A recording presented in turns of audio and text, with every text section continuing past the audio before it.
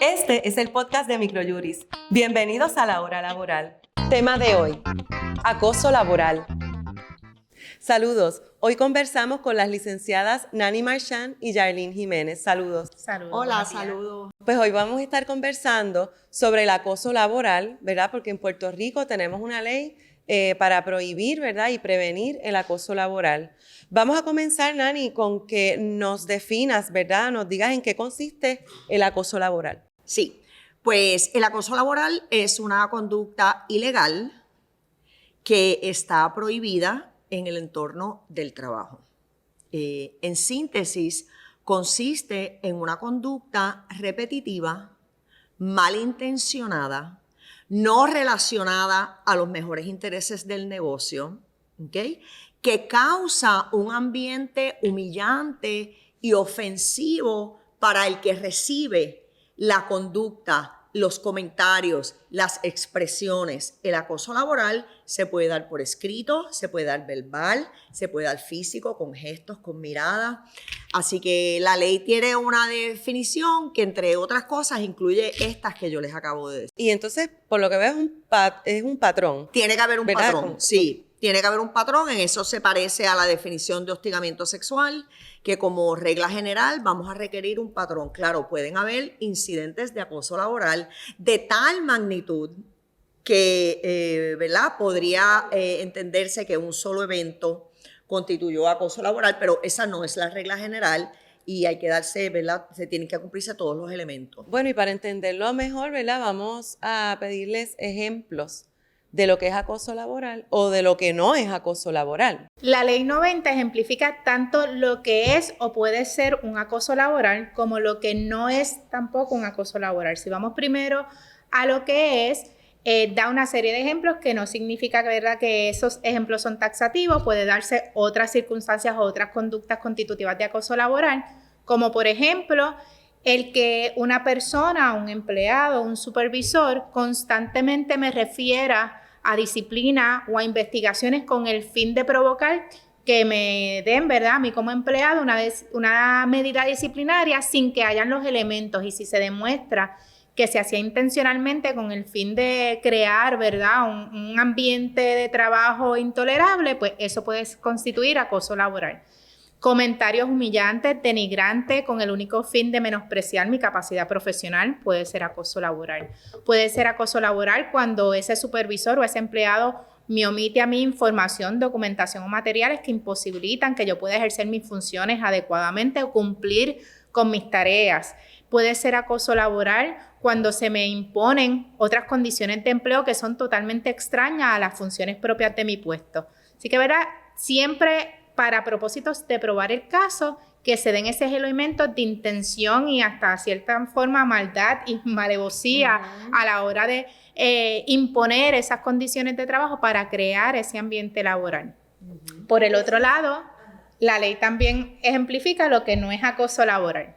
En términos generales, dice, pues no es acoso laboral, y lo podemos resumir en lo que son las tareas propias de un supervisor: supervisar, darle seguimiento a tu trabajo, requerirte informes, y si no los haces, pues ese requerimiento puede ser constante, pero el que sea constante no necesariamente es que sea acoso laboral. O sea, ejercer esas funciones de supervisión propia que ciertamente estén fundamentadas y sean razonables dentro de lo que son los objetivos de la empresa, no es acoso laboral. Sí, yo quisiera añadir, porque es nuevo, entre la lista de lo que es o pudiera ser acoso laboral, recientemente se enmendó la ley para incluir que comentarios relacionados con tus peinados protectores, tus estilos de cabello que estén relacionados o que típicamente se alineen con una raza o con un género, también pueden ser ejemplos de acoso laboral. Y entonces,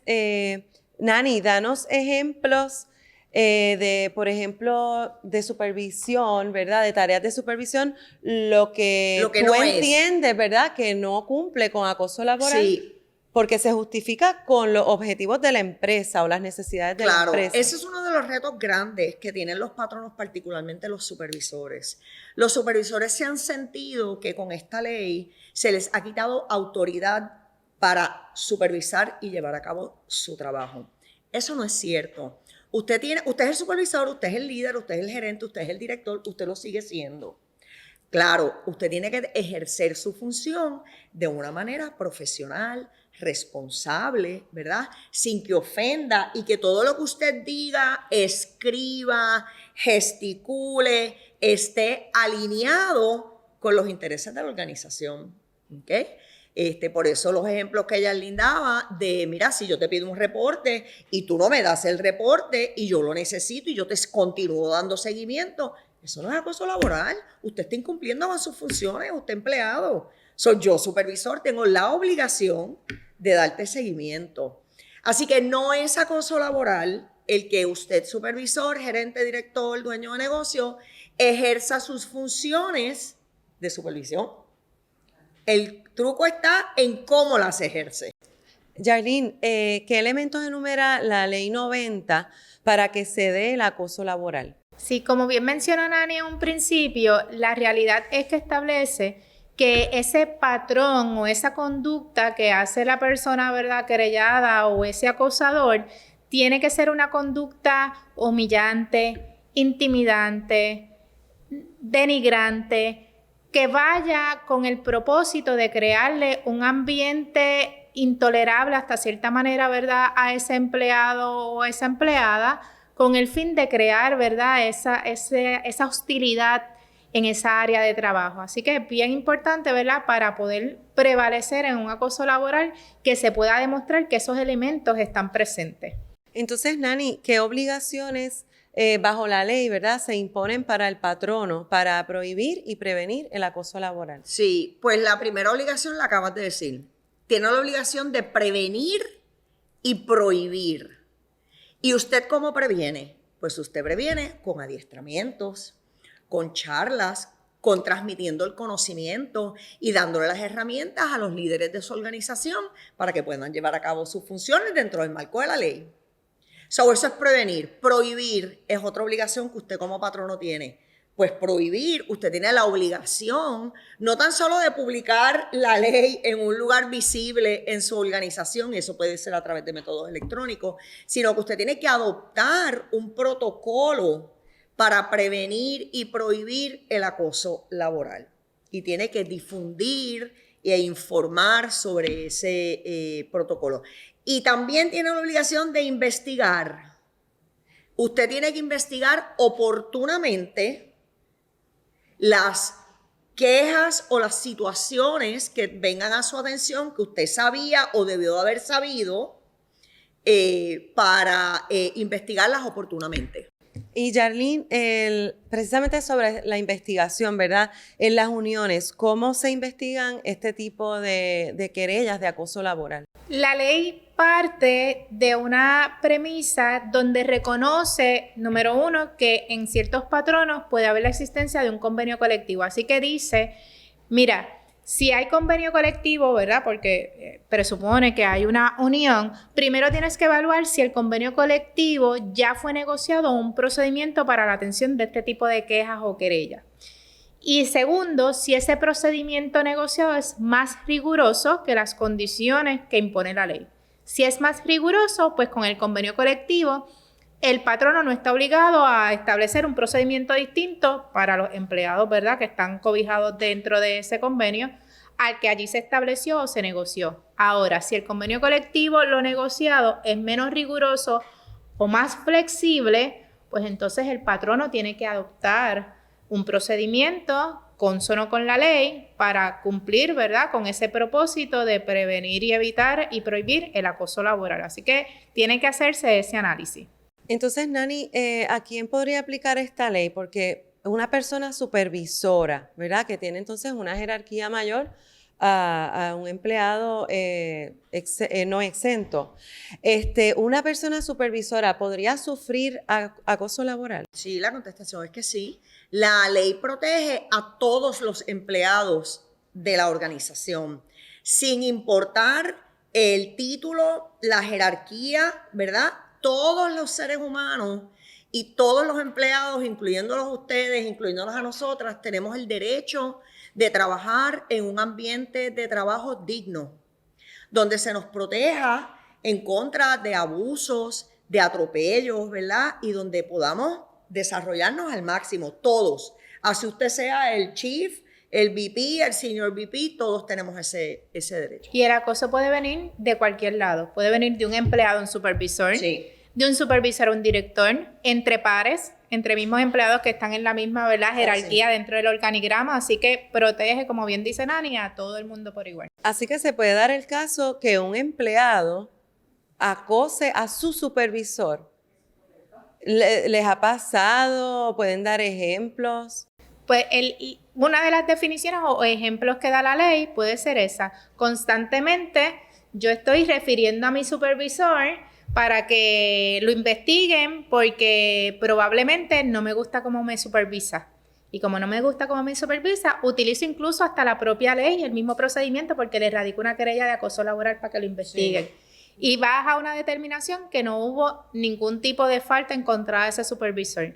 Pero el año que viene, o a los pocos meses, vuelvo y le radico otra querella de acoso laboral porque el patrono tiene una obligación de, por lo menos si tiene una alegación, investigar, aunque sea, ¿verdad?, una investigación inicial. O sea, que cada vez que hay una querella o una queja de acoso laboral, el patrono no la puede tomar tampoco de una forma leniente. Tiene que, ¿cuáles son las alegaciones? Se genera un movimiento, ¿verdad?, para el cumplimiento de la ley. Se me ocurre también que un empleado mediante sabotaje, ¿verdad?, puede estar saboteando el rendimiento, ¿verdad?, o lo que necesita ese supervisor que se cumplan, pues entonces pues no hacerlo o hacerlo mal para que entonces las consecuencias las cargue mi supervisor. No hay duda que lo que Yarlene acaba de explicar, eso puede ocurrir.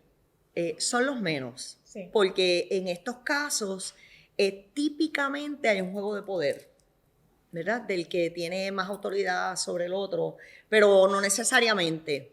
Algo que me gustaría puntualizar para amarrar con nuestro podcast anterior es que después de la investigación, ¿verdad?, que se comparte con las partes los hallazgos, el empleado que presentó la queja no puede ir al tribunal a presentar su reclamación judicial si quedó inconforme con la investigación y tiene obligatoriamente que agotar el recurso administrativo de la mediación.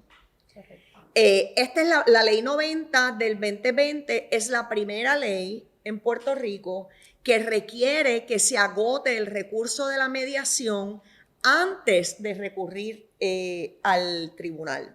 Así que el empleado presenta su queja, el patrono la investiga oportunamente, se comparten los hallazgos. Si el empleado no queda conforme, su próximo paso tiene que ir a la OMA, a la Oficina de Mediación y Arbitraje, y entonces ahí darle una oportunidad al proceso de mediación. Y yo creo que también es importante resaltar que esta ley y las guías o los procedimientos también le conceden de cierta manera un derecho al querellado, y es que él tiene derecho a defenderse en el proceso.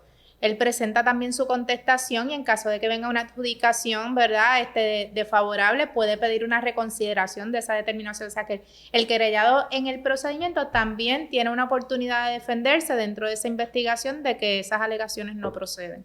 Visita cursos.microjuris.com para informarte sobre los temas legales que impactan tu profesión. Ok, entonces, Yarlene, ¿los patronos son civilmente responsables frente a las personas afectadas por acoso laboral?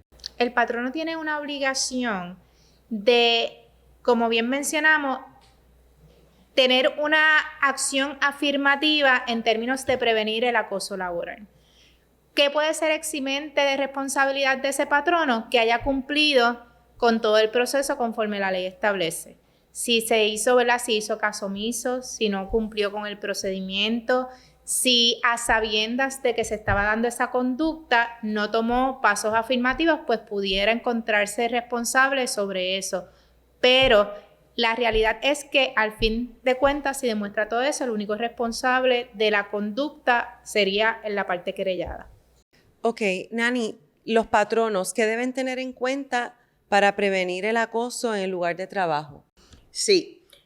Los patronos tienen que tener en cuenta, voy a atar un poquito a la contestación que Yarlene acaba de dar, tienen que tener en cuenta lo siguiente: si el alegado acosador o la alegado acosador es un supervisor, usted siempre va a responder civilmente por los actos de sus supervisores, de sus personas en posición de autoridad.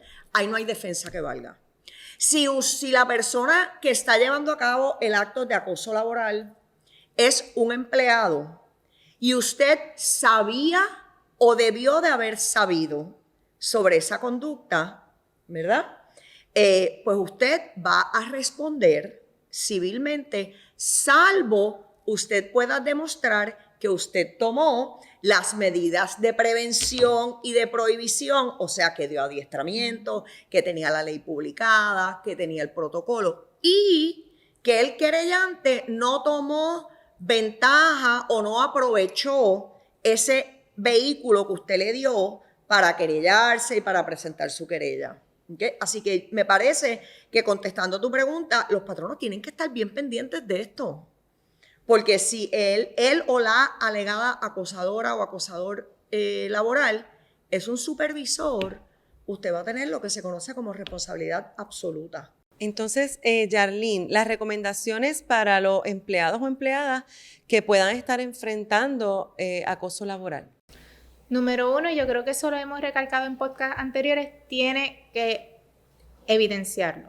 O sea, tiene que tener de alguna manera una bitácora, si se dio en presencia de testigos, tener apuntado, ¿verdad?, en presencia de quién, para poder identificar o que le asistan el procedimiento en ese sentido, porque esta ley es bien complicada para aprobar y si no tienes la forma de cómo evidenciarlo, es bien difícil. Si tienes cómo evidenciarlo y efectivamente, también, y voy un poco para atrás, conocer la ley, ¿verdad? Siempre a mí cuando me vienen consulta, yo siempre le digo, léase la ley. Porque la ley, con los ejemplos de lo que es y lo que no es, por lo menos le empieza a dar un panorama a ese empleado de lo que puede ser la conducta por la que está atravesando si se configura o no el acoso laboral. Así que vamos primero a adquirir el conocimiento. Vamos a leer la ley. Después que leamos la ley, vamos a buscar cuáles son esas conductas que ese supervisor o ese par o ese otro empleado tuvo contra mí para ver si se circunscriben a esos ejemplos. ¿Y cómo lo evidenciamos? Y si efectivamente estoy dentro de ese marco, que no tengan miedo, la ley tiene unos derechos, no pueden tomar represalias, se da un proceso de confidencialidad, así que se sientan libres o tranquilos dentro de las circunstancias, porque, ¿verdad?, una persona que está sufriendo por un acoso laboral tranquilo no va a estar, pero por lo menos que le dé un poquito más de paz el saber que este procedimiento le garantiza a ellos unos derechos y los protege de otro tipo de conducta que pueda abonar, ¿verdad?, a esa parte emocional de ansiedad que le crea este tipo de casos. Entonces, distinguiendo entre los patronos de empresas pequeñas o de empresas grandes, ¿verdad? Si hay un empleado que está sufriendo acoso laboral, presenta una querella contra un supervisor, ¿es obligación o debe el patrono remover a ese supervisor o relevarlo, ¿verdad?, de esa tarea de supervisar a ese empleado en lo que se investiga la querella, o no es obligatorio? Obligación no es, recomendable ciertamente. La ley, o por lo menos las guías que fueron emitidas por el Departamento del Trabajo, y después cada patrono, ¿verdad?, conforme esas guías adoptó su propio procedimiento y reglamentación, sí establecen que ese investigador, o como parte de esa primera evaluación de esa querella o esa queja, se pueda recomendar que se tomen medidas cautelares, ¿verdad?, para evitar que ese ambiente se siga aumentando, ¿verdad?, o esa conducta pueda conllevar otras situaciones. Y para propósitos de los patronos, que estábamos hablando de la pregunta anterior, el tomar esas medidas lo pueden exonerar de responsabilidad porque hizo acciones afirmativas para evitar que esa conducta continuara. Las medidas cautelares pueden ser importantes son importantes en el proceso investigativo. Remover al supervisor de la función de supervisar al querellado por par de días en lo que se lleva a cabo la investigación puede ser una. Otra, por ejemplo, puede ser decirle al empleado que no se reporte a trabajar por 1 o 2 días sin cargo a licencia, ¿okay?, con paga, en lo que nos da una oportunidad para nosotros investigar y que el empleado esté más tranquilo en su casa y luego citarlo para que nos dé bien su versión.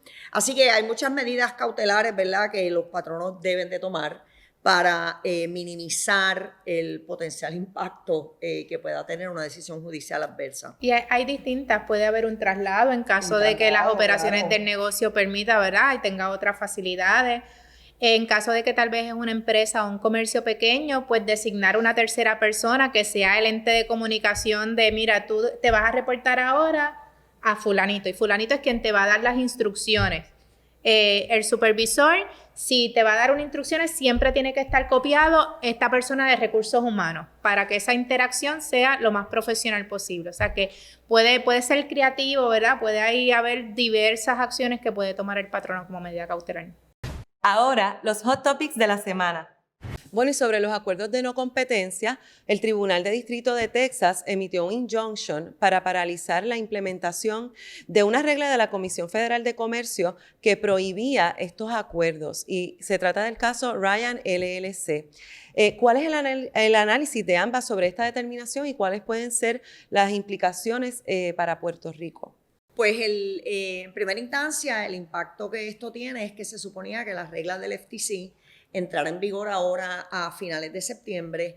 Eso quiere decir que la entrada en vigor de las reglas del FTC prohibiendo en gran medida o restringiendo en gran medida, pero no están prohibidos en su totalidad, pero prohibiendo, restringiendo en gran medida los acuerdos de no competencia, queda sin efecto. En septiembre, a finales de septiembre no va a pasar nada.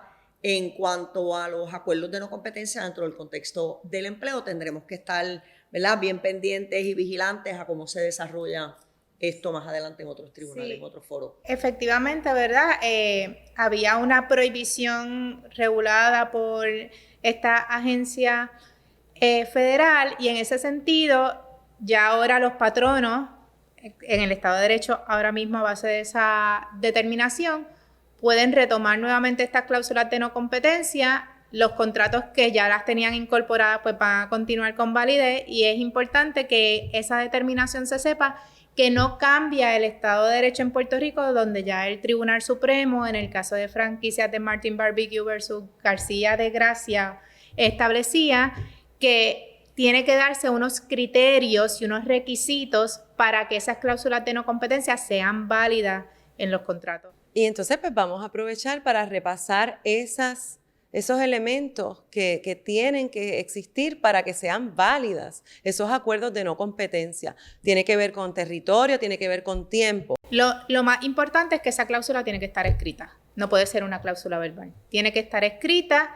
tiene que tener, como todo contrato, objeto, consentimiento, causa, o sea, tiene que tener los elementos de un contrato válido. Tiene que haber una contraprestación, ¿verdad?, para que esa cláusula esté incluida en el contrato. Que puede ser esa contraprestación, dinero. Puede ser compensación, bonificación, el mismo empleo. Exactamente. El empleo. El hecho de yo emplearte, esa puede ser la contraprestación. Exactamente, esa puede ser la condición de la Y cláusula, la también retribución. una cuestión temporal, territorial, ¿verdad? En el caso de Puerto Rico específicamente, porque estamos hablando de una islita, ¿verdad? 100 por 35, no se va a restringir a un empleado que tenga la oportunidad de moverse, de que sea flexible su movimiento para la búsqueda de trabajo, es que tiene que ser específica. Tiene que decir, por ejemplo, qué tipo de negocios yo no puedo ir, ¿verdad?, a buscar trabajo, o qué área territorial yo estoy impedida o hasta qué área territorial yo no puedo buscar trabajo. Así que tiene que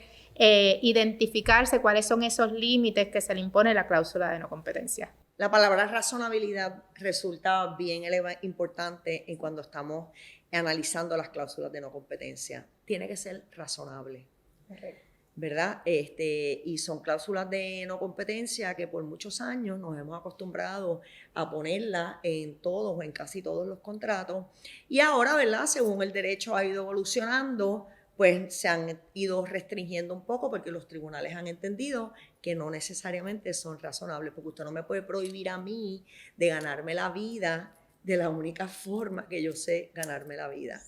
Y yo creo que el FTC, o sea, la determinación de la jueza lleva al FTC de que haga una evaluación, de que no dejen el asunto en, pues ya se volvió a validar las cláusulas de no competencia y no voy a actuar, porque la realidad es que no necesariamente en Puerto Rico, porque ya el Tribunal Supremo yo creo que se adelantó a esa decisión, porque ya había restringido y establecido estos criterios, pero que haga un análisis en términos de tal vez que tenga una prohibición limitada o una limitación, porque era que están muy generalizadas. Teníamos cláusulas de no competencia hasta para empleados que trabajaban en fast food. O sea, si yo trabajo, por decir un ejemplo, es un anuncio no pagado, ¿verdad? Por si acaso, ni de Microjuris ni de nosotros, pero si trabajo en Burger King le prohibía ir entonces a trabajar a cualquier otro fast food.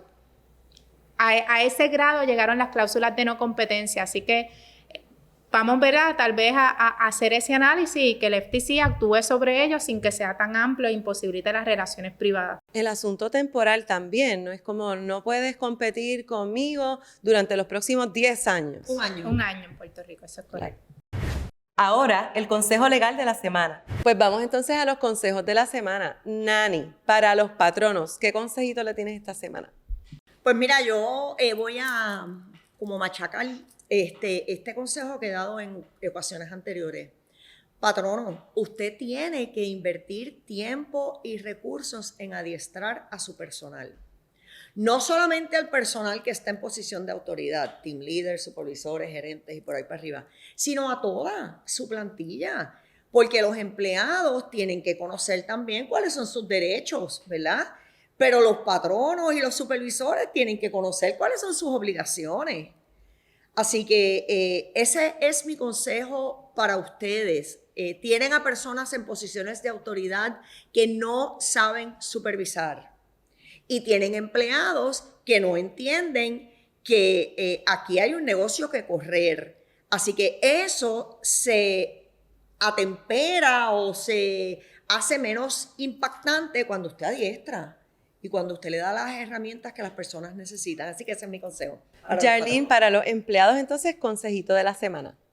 Un poco en la misma línea de Nani, número uno, ¿verdad? Y voy a intervenir en la recomendación de Nani correcta, que ese adiestramiento se extrapole también a los empleados, más allá también de los supervisores. ¿Por qué? Y a los empleados que conozcan sus derechos, ya sea a base de los adiestramientos que le provee el mismo patrono o siendo autodidactas. Vamos a conocer nuestros derechos y vamos además a ejercerlos, no tengan miedo de ejercerlos, pero sabiendo también que en este caso particular, por ejemplo, la ley, pues que no todo es acoso laboral y que usted debe conocer esos derechos que le asisten para también hacer esa diferenciación entre lo que realmente es y no es. Y es importante que sepan que una supervisión adecuada, que el que me requieran cumplir con las funciones de mi puesto, cumplir con las obligaciones para el cual he sido contratado, pues no necesariamente es constitutivo de acoso laboral. Así que, ¿pero cómo lo vamos a conocer? Aprendiendo, leyendo y conociendo realmente cuáles son esos criterios que establece la propia ley. Bueno, esto ha sido todo por hoy. Muchas gracias a ustedes por su tiempo. Gracias a ustedes por tenernos y por escucharnos. Muchas gracias a ustedes que nos sintonizaron y hasta la próxima.